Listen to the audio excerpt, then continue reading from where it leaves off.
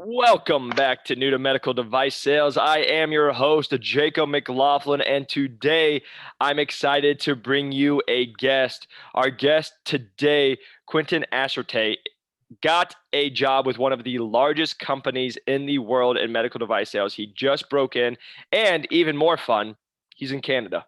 He's not even here in the US. So it's fun to see people on other sides of the borders being able to break in, have success. So Quintin, welcome to the show. Yeah, thank you so much for having me. It's a pleasure to be here and coming all the way from Canada. So this podcast is officially international. Yeah, So it's we're good getting there, things. man. We're getting there, and I love it. Well, hey, man, like again, thanks for jumping on, taking time today to be with us. But first off, congratulations on breaking in with one of the top companies in the world. I know it's a challenge and it's a Yeah, process. So congratulations on breaking in. they really appreciate it. And honestly, if you put your hard work in, anybody can do it. So Yeah. uh, yeah. And we'll uncover that today. So we're excited about it. So Quentin, can you kind of tell us a little bit about yourself, a little bit of background? What were you doing? How you found medical device sales? Why medical device sales? Kind of just the before the process started for you. Yeah, for sure. So I think for me, I'm still very young. I'm only 23. I just graduated university. So in university, I played university basketball for a Canadian university. And then I think probably in my second year, I realized that I had a very strong interest for medicine in general. And, and I actually wanted to become a surgeon myself. So kind of going down that route and approaching school, like, I wanted to go to medical school. And even though I didn't go down that path, I'm really grateful that I did that because now I had all the medical knowledge that I needed to kind of transfer into this field. So for me, it was a little bit of a funny story. So in my last year, I had a really good year in basketball wise, and a couple agents were reaching out to me wanting to represent me to go play professional. So I jumped in and I signed with an agent. I'm like, okay, hey, for the next 2, 3 years, let me just play professional basketball, and like all athletes dream of playing a Yeah. professional sport. So I did that, and then probably like 2 months, 3 months into that process, it wasn't looking good for me getting a contract because since COVID happened, there's so many limited spots, and it just wasn't looking good for me. So I started to go through a little bit of a panic, like I'm sure all athletes do when their time is up almost. You can call it like there's a train. You hop on a train when you first start playing, Yep. and you never know when you're going to be asked to step off the train. So my time was coming and went into a little bit of a panic because I'm like, okay, I don't really know what I want to do, but I really like medicine and healthcare in general. So I started working in a physiotherapy clinic. And I mean, that was good, but at the same time, I realized, okay, like this is not what I want to do. Like, I want something more competitive, something more that I come to work every day and I'm like, I don't know what's going to happen, you Yep. know? So I started doing some research, and I think I was scrolling on TikTok one day randomly, and you popped up. And I think it was one of your videos talking about the benefits of medical device sales. And I'm like, okay, whoa, like what is this? So I went on YouTube, I started watching videos. Obviously, you popped up again. Um, so yeah, I started just really doing a deep dive into this career. And for me, it was a little bit different because I'm in Canada. So my first I was wondering, okay, does this stuff transfer in Canada? Because I'm in a completely different country. I didn't know if things were the same. So I started doing research on that, and that's where I kind of found my journey here. So, I love it. And with that, first off, I love where you're like the competitiveness because again, I played ball in college. I just sucked. I wasn't good enough. So it was easy to hang everything up. But with you like being with competitive and wondering what's next, when you come in to like I just always think that it just made me think of practice, right? You never knew what practice was going to hold that day, but you knew you were going to have to compete and work your butt off. And that's the sense of accomplishment. So A, I love that point that you made there. But B, after doing it, after being in Canada, kind of hearing some of the experiences, what it's like in the US, did you find through that process that it was very similar, or did you think there were some major key differences? Because again, I just don't personally know.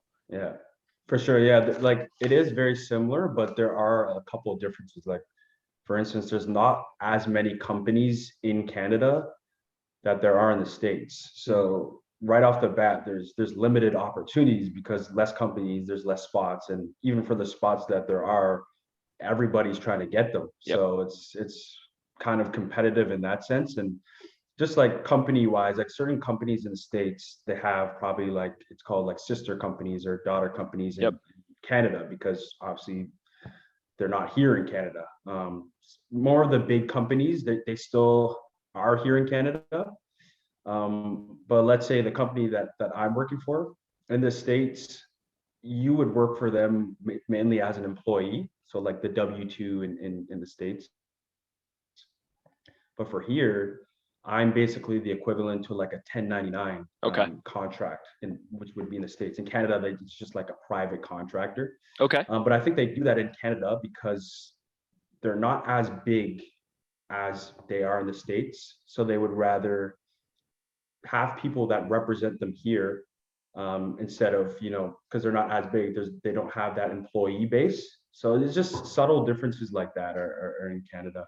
Yeah, and that makes sense. And then like just speaking out loud, because I know your guys' healthcare system is probably pretty different than America's, For sure. even just with like the financially driven and all that stuff. So I imagine again, it makes sense why stuff's probably a little different. But no, it's always interesting hearing, different realms. I've had people from London reach out, they've gotten hired, and just hearing the difference and throughout the countries in the world. So it's super fun. So you decided that you wanted to do medical device sales. You watched some of the videos. You're like, okay, this is for me. What was the next steps for you? What did you start doing after that when you decided, hey, I want to do this as a career? 100%. I think the first step that I really took into diving into this career and trying to break in is I was just honestly just telling people close to me, like telling my friends, telling my parents, what I was going through and what I wanted to do.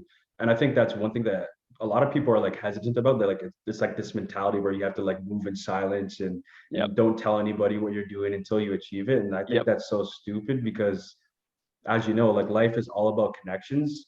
And if you're telling other people, what you want to do and what you're planning to do, like you just extended your connection because you never know who could talk to those people. Yep. It's just that spider web because like we all know, right? You say it to a buddy who has a dad who has a friend who's somebody, right? Like it's just putting out spider webs out there. Yeah.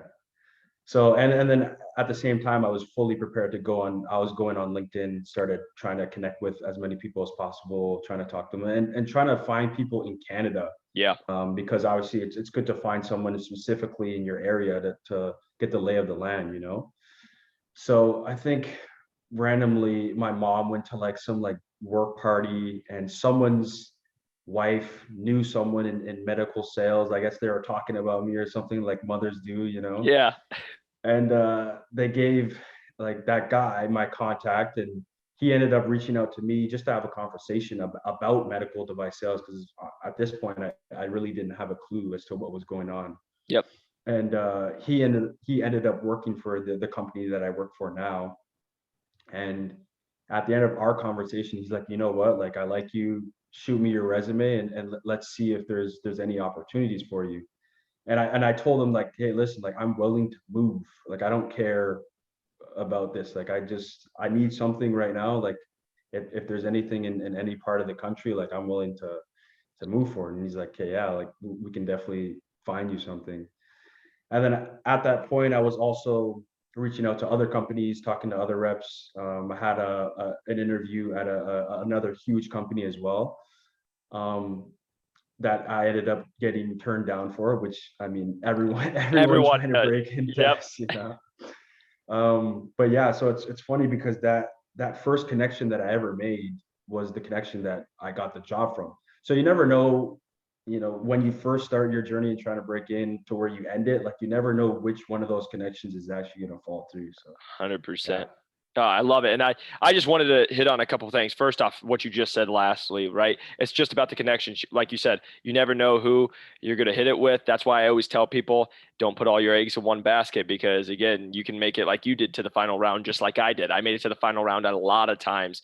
And then, sorry, you didn't get the job, right? And now you're starting all over. So you want to have some things in the fire so you always are working. But the two things I want to just touch on because this is talks I have with people. Number one, the reason that you became even more desirable is you're like, hey, I'm willing to do whatever it takes and I'll move wherever it takes. You're open, like you're willing to do whatever it was going to take to break in. And that's my talk with a lot of people. I'm not saying if you guys are like, hey, I have a family, I have kids, that you can't stay in an area. You can. But what we talk about and like what Quintin would experience is like, hey, if I say, for example, if I'm here in Arizona, hey, if I'm going to just stay in Arizona, there might only be 100 jobs open in Arizona, Yeah. right? But if I say, hey, I'm willing to go wherever, now that 100 jobs just turned into 3,000 possible jobs. And now you're that much more likely to get a spot. So it's that one. And number two, I loved what you said there, Quintin, about you talked to somebody, they liked you, and then they asked for your resume. This is my number one thing with I talk to people. When people reach out to me, one of the things I tell people don't do, and again, this is just my opinion and what I've experienced, is don't be shooting your resume with people you don't know right away. If you've never had a conversation with them, because what it's looking like is, hey, I'm looking for a job, just take it. If you have a job, give it to me. And you're asking for something and just asking to get a job without actually making a relationship. Compared to Quintin, got on the phone, had a great relationship, and again, was just calling to learn about it and learn about the experience and just take knowledge away from the rep he was talking to. That turned into that rep really liking Quintin. Then he's like, hey, let's see if I can help you. That's what it's all about, is creating that network, that relationship. And then those people who really want to help you and you made a good relationship with will go and start doing some of the legwork for you. No different than once you break in, you guys, it's not like me as a rep, I'm always doing the legwork. No, I got to get some doctors who like me when I'm trying to get stuff in hospitals, and I got to let them do some of the legwork because they're the heavy hitters. That rep for Quintin, those doctors for me are going to do a lot more than it's just if it's just both of us trying to reach out to people. So I just love that you said that, Quintin. So that's a testament to you again, that you were showing that you were driven, that you're hungry, and that you know how to have a phone call and make relationships to where somebody was like, "Yep, I'm gonna help you get in."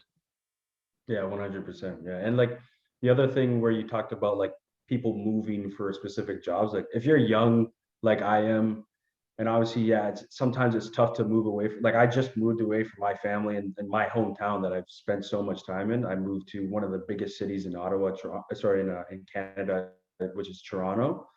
So like, hey, I just packed up my things and I said, hey, like this is a new journey for me. Let's just start it and see where it goes. So I love it. And that's the mindset I tell with everyone. I moved out of Arizona or out of Iowa when I was 23, same thing. Had kind of touched and dabbled with some sports, did strength and conditioning, went to California, came back, but then I was like, hey, here's the worst case scenario, right? Go try it. Even for you, go out, go to Toronto, try it. If it sucks and you hate it 3 months later, you can always go back, right? Like that was always yeah. my talk with everybody, especially if you guys are listening to this and you are young, take the leap, bet on yourself. Worst case scenario, you can always go back to what you know. But instead, just go bet on yourself and give it a shot. And for me, for a lot of people I've talked to, when you do that, it usually works out pretty dang good for yourself. So yeah, Yeah. man, congratulations on taking that leap. That's what it's about. And again, you're breaking in. Now, Quintin, I got to ask, people are going to hear this, especially I'm excited for people in like Canada to hear this, and they're going to ask, hey, Quintin, what can I do? What would you advise? So what would your advice be to someone who's trying to break into medical device sales? They're reaching out to you. They may have sales experience. They may not. Again, as you and I have talked about off air, it's really not much difference whether you have sales experience or not. We talk about how you tell your story and all that good stuff. Again, you're an athlete. You're able to show that you're competitive and all that good stuff. But what would you say to somebody who's trying to break into med device? 100%. Yeah, I think, yeah, like I didn't have any sales experience at all, and I knew that going in. But one thing that I did, like once I told myself, okay, I'm gonna start this journey, I'm gonna try to break in, is I learned that like you have to be ready at all times in the day. Like someone can just randomly call you and boom, they're like trying to interview you right away, Yep. trying to learn about you. Like you literally have to be ready at all times. And for me, I think when I first started interviewing with the company I'm with today, the interview process, the conversations we were having, they didn't even feel like I was being interviewed. It was almost just like having conversations. Yep. And then randomly they'd be like, hey, you know what? We have this rep who actually lives in your area. Why don't you give him a phone call, talk with him about what things are like? And like in my head, I'm like, at the time, I'm like, okay, like that's cool. They just want me to talk to this guy and get a connection from him. But at the end of the day, what they were doing was having me interviewed by someone else to check to see, okay, do you see the same things that I see in this guy, you Yep. know? So like you just have to be ready at all times and be prepared, obviously, because you never know when that phone call or that interview is going to happen. I think 100%. the second thing is what I said before, is like don't be afraid to tell people about what you're trying to do and what you're trying to accomplish. Like for you, you are the prime example of that, because you literally started a podcast about medical device sales before you even had a job. You're literally telling people like, you know, so like, and that's what got you so much connections. That's what got Yep. you that following, because and it's not even being cocky, like that's just being confident in yourself to not be afraid that, okay, other people know that this is my plan. Like some people are afraid that, you know, what if I fail and all these people know that I fail? Like you can't go into something with that attitude already. You've already lost, you Yep. know? So that's just one thing. Yeah, don't be afraid to tell people your plans and what you're up to, because you never know what connections that they have to help you. I love that, man. And you're 100% dead on. So you guys re-listen to that 5 minutes, go back, because he's 100% dead on. Number one, when I think about it, I always heard this. When I started my own personal training business, I started learning some of this stuff, and it was, if you stay ready, you don't have to get ready. And you're 100% during this process. The amount of times I learned that the hard way, one of my first phone calls was, I thought a guy was calling me, turned it out to be an interview. I knew nothing. I bombed that call. And I thought it was just a phone call. Like you said, it's an interview right away. And these guys are smart. Like you said, hey, go talk to this rep. You think it's fun? No, they're like, hey, how long does it take for this kid to reach out? How is his follow up? How does he create a relationship, conversation, all that good stuff. So these companies are super, super smart. And then going on, just don't be afraid to tell people. 100%, man. That's how I got my say in, or even my spots for, like you said, I started the podcast, but I started talking to members at my gym that were in the world, or other people, and hey, what do you think about this? What's your thoughts? And then they would get me in connections with people, right? And then it was just that spider web of reaching out to people. But like you said, with the YouTube, with the podcast for myself, I was just so confident. Here's the thing. Like you said, there's a fine line between confident and cocky. But when I was me for being confident, it was like, if I don't quit, I'll win. Like it's just like that athletic mindset, that being a basketball player, right? Like if I just don't give up, eventually I'll get my spot. And when I get my spot, I'm going to shine through it. And that's just the mindset you have to have. And that's why I love talking to other athletes. And for you guys listening, that's why a lot of these companies love athletes. They love people who are going to, put in the reps, the hundreds of hours like Quintin had to put in for basketball when nobody's watching, when he's in the gym, shooting, dribbling, doing everything. Like they know that's the same thing that's going to happen in med device. You're going to have to be doing reps when people aren't paying attention. You're going to be setting trays and you're going to be running things when there's nobody watching, and you got to be ready. And once the moment calls, I just talked to my buddy yesterday. He'll get a call. Hey, he's a 2 hours. He'll get an upset or up call about, hey, we have a surgery going in 2 hours. We need you here. It just got added on. He lives an hour and a half away. He literally has to get in his car, grab it, go. And he's like, we talk about, we laugh, like it's stressful, but it's like, if you stay ready, grab and go. If he's not prepared for that, he's not making that surgery. So it's some of the Exactly. stuff Yeah. when you're trying to break into this world, like Quintin's saying, he's giving you guys the tips that, again, it's not just to break in. It's once you're in the industry, these are going to be things that are super important, because again, even with me in here, it's not like I just don't talk to anybody. As you guys see, I'm still doing the podcast. I'm connecting with people on LinkedIn. I still get on conversations because we're still so new. I can always be learning. I can always be growing. I can always be taking stuff away from people. But again, you never know when somebody can be a resource for you, or you can be a resource for them. And it's just always like giving back. But again, that's beautifully said by Quintin about, what to do to break in. Go back to it, because it doesn't change, and you have to be able to put yourself out there. And again, I just want to just give a lot of credit to him, because again, no sales experience, breaking in with one of the top companies in the world, and again, showing that it's possible. So again, stop telling your guys this lie of everybody's like saying you need sales experience. It could be nice to have. Yes, it could be, but you don't need it. It's not, I'm living proof. He's living proof. There's 100 other people living proof. Like if you just work, grind, come prepared, and you're just ready to not give up, you can break into. 100%. Yeah. Well said.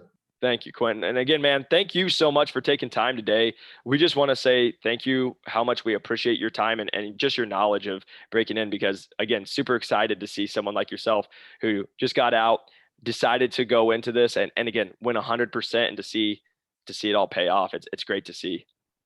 Yeah, yeah. Like honestly, really, really appreciate it. Like for everybody listening, like these podcasts are super valuable because even that, like I just broke in, a lot of the information that the people are expecting me not to know already, like I already know because of I've been watching these podcasts and everything. So like these podcasts aren't just here to help you break in. Like once you have broken in, you'll be much more prepared because I can tell you right now, like my first week in it's crazy. Like you think you're gonna know things and the learning curve won't be so high because maybe you know medicine or things like that. No, like it's pretty ridiculous of the amount of stuff you need to take in. So yeah, just keep watching these podcasts. They're really valuable.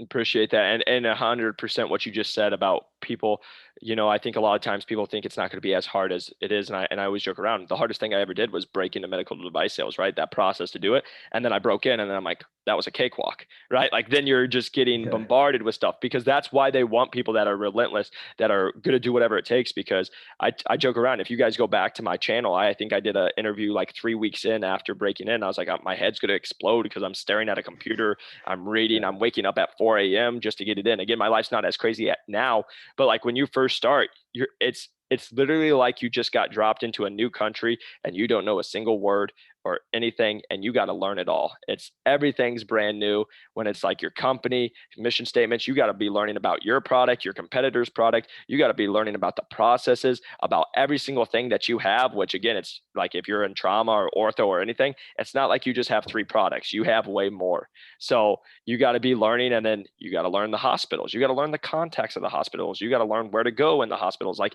there's just a million things to learn. So again, to Quintin's point, like when you guys break in, it's not like it's, hey, I did it. It's like now the real work really is going to start and it's begun. So let's see what you did through the process of breaking in. Let's see if you can keep that while you just got hired. Yeah. Yeah. Exactly. Well, again, Quintin, thank you so much for jumping on with us today. We truly appreciate your time, and I know you're going to crush it. So good luck with you breaking into med device sales and then having a lot of success, man. Excited to see your journey. Really appreciate that, Jacob. And yeah, thanks for having me on here. Of course. And if you guys are listening, press that like and subscribe button. If you guys are watching on YouTube, if you guys are listening on the podcast, a 5-star review helps us grow this channel. And then again, if you guys would like to learn how I got 4 job offers with no medical sales experience or sales experience before with top 30 companies, just give my new to medicaldevicesales.com a check out. The link is in the description. Also, we will be doing emails out there, so you can put your email in there.